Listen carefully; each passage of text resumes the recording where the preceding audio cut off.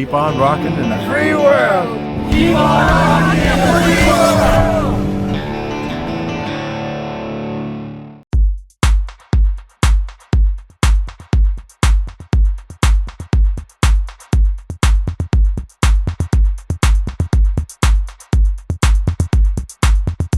Summer is here. It is amazing. It's about 3 o'clock on the West Coast. Right now it is, I just checked the weather on my phone. It is 20 degrees in Los Angeles, California. But right here in Vancouver, it's 28 degrees, which is the same temperature down in Las Vegas right now. So this is just glorious. And it's only May. And some parts of Metro Vancouver to the east are over 30 degrees.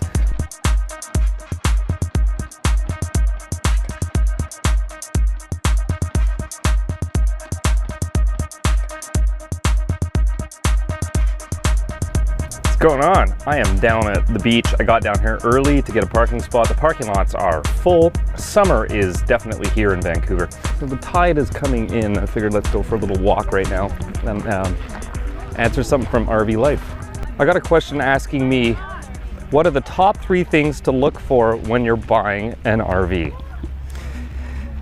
A lot of people are worried about making a mistake, and so let's just roll over a few things that I would look for when I'm buying an RV. First of all, I gotta find the one I want, like the Islander. And when you're looking for something rare like that, sometimes you can't be picky. So if there's some problems, definitely take into account whether you think it's worth fixing them or not. And you can always negotiate price if you find something wrong with it and all that. But a lot of the times, even if there are problems with an RV like mine on the used market, the buyers or the sellers won't budge on the price because they know how rare they are and that you're not going to find another one. So number 1, check underneath. If it's from the coast, somewhere like this, and it's been here its whole life, chances are it's actually going to be in pretty nice shape. Like underneath my vehicle, I went in for a oil change, and the guys down in the oil pit poked their head up and said, "Have you seen under here, Justin?" And I was like, "What's up?" They go, "This thing looks brand new. Like it's shiny. The metal is like it was right off the factory floor, but it's 23 years old." So it's been very well taken care of. It hasn't been sitting on grass. And that's a big problem in some areas, is people will leave them on grass, and it causes a lot of problems on the undercarriage of a vehicle. And of course, if you're in other climates where you have a lot of road salt and stuff like that, keep that in mind. But again, with RVs, for the most part, they're not driven every day. Unless you're buying one from somebody that does something like I do.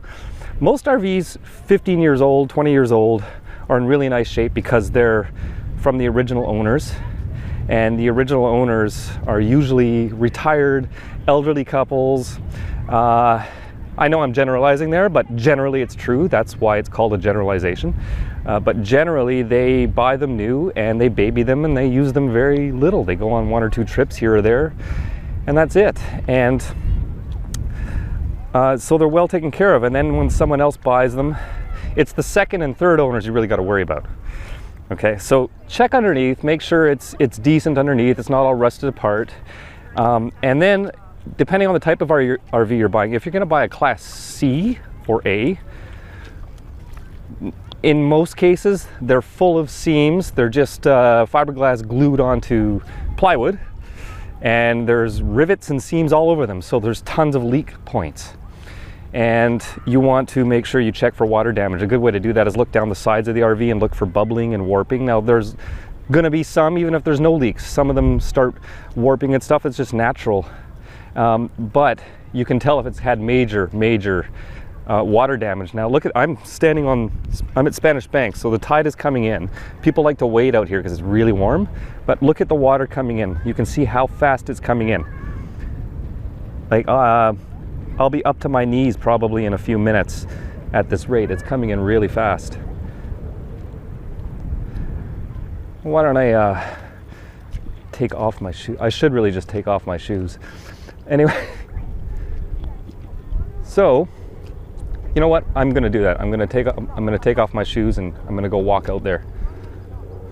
Oh, I should have put my shorts on too, because now the bottom of my jeans are going to get wet, but that's okay. It's really warm. So, okay, you check underneath for water damage, and then check underneath for corrosion. Check the walls and the roof for water damage, any obvious sagging in the roof. You can usually see watermarks. Look inside cabinets. Open up the cabinets, the closet, things like that, and look up on the roof. See if you see any sagging or water damage marks. Okay.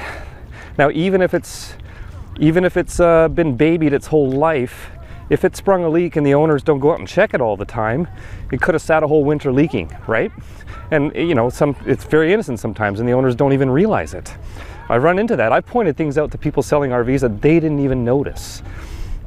Okay, that doesn't mean that these things can't be fixed, but you got to take that into account, and you don't want mold and things like that. And third, let's walk through this. Oh, it's nice. I don't care that I'm getting my jeans all wet. Give you an idea where I'm at now.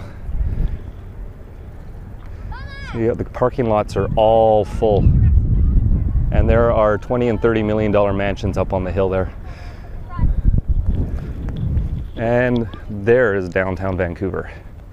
And it looks like, it feels when you're standing here that you can walk right to downtown, but you can't. It gets too deep, and that's where all the boats are out there. So number 3 to check for sure, is propane systems. Is it certified? When was the last time the propane system was checked? It's one of those things, again, you don't necessarily need any, you don't necessarily have to have abused the rig for it to spring a leak, but definitely it's a good idea to make sure that the propane system is good so you don't die and you don't blow up your new house. And in some jurisdictions, you'll need to have that certified before you can register it and insure it, which is good. I have no problem with that. It's a safety thing, right? So you want to make sure that the propane system's good. You want to make sure it hasn't got any major water damage, and you want to make sure it doesn't have much corrosion. Now, as far as mechanically goes, again, most RVs on the used market, especially if you're buying from the original owners, are in really decent mechanical shape. But I mean, unless there's like a major transmission problem or major engine problem, I wouldn't be worried about little things like starters and alternators, things like that. You got to change on any vehicle. And you know what? I mean, I've seen 2-3-year-old newer Sprinter vans and things like that that have more expensive that have lots of problems, and they're second owners. That's because they're full of so many electronics and so many little things that can go wrong. I hope the wind's not too much. I got my microphone on here. So it doesn't matter what kind of vehicle you buy, you might have some mechanical or technical problems. I've seen plenty of vehicles that are 2 decades old that have very small issues, like you got to change the starter. Well, of course, it's 20 years old, right? Big deal. Most starters for a 20-year-old van are dirt cheap, available anywhere, and you can usually fix them in a parking lot in 20 minutes. But when it comes to a newer, more complicated vehicle, those starters can be 5 times more expensive and a lot more complicated to fix. So you got to keep those things in mind as well. Mileage, I'm not too worried about. I had a Dodge Ram van with 340-odd thousand kilometers on it, and it didn't have any problems. I have seen vans with less than 100,000 kilometers on them with tons of problems. It's all about how they were maintained. Did they get their oil changes? Were they driven once in a while? You know, things like that. So it's very important to check out whether the owner you're buying it from has any maintenance records or receipts from oil changes. Things like that are definitely important. So that's about the extent of the things that I worry about when I'm looking for an RV. Ah, what a beautiful day. And look up there, Cypress Mountain and Grouse Mountain. There's still snow on the slopes. They are closed for the season, even though they have snow up there still. I heard that there's still a lot of people going up there and hiking up with their skis anyways, even though the chairlifts are shut down. I used to do that when I was younger. Actually, I was tempted to go up there this weekend just because it is so nice and warm. And even if I just get one run in, just hike up to the top of the mountain, crack a beer, have a sandwich, ski down, call it a day. So when the tide goes out, all the way out on Spanish Banks here, these banks go out really, really far, and it feels, I remember coming down here as a kid all the time with my family, it always felt like I could run out to the freighters and just jump on board, but it's it's obviously not true. You can't go out that far, or those freighters would all be beached right now. But it definitely goes out from the beach line. When the tide is out, all the way out, you can walk out at least 1 kilometer. All these kids are giving me flashbacks because I used to play in these pools of warm water all the time when I was young, and I got so mad when I built a sandcastle and the tide comes rushing in and takes out my sandcastles. But I never had these skim boards. That's awesome. What a gorgeous day. I'm just gonna walk right through and soak my pants.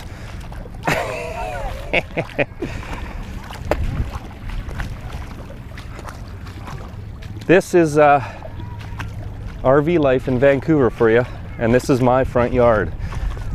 And then look at all the people just taking over my front yard. Man, they have no respect, eh? The smell of suntan oil is in the air. I'm just incredible, that's my opinion, and happy RV shopping. And I hope you find what you want. I hope it's in good shape. And if you have any other questions, hit me up at www.rv.life, and I will do my best to answer all your questions in good time. I used to promise I'll do it in a day, but I'm getting busy, and sometimes I can't get to them all in a day, but I'll do my best. And if your question is good, I will do a video response for you on YouTube. So keep on rocking in the free world.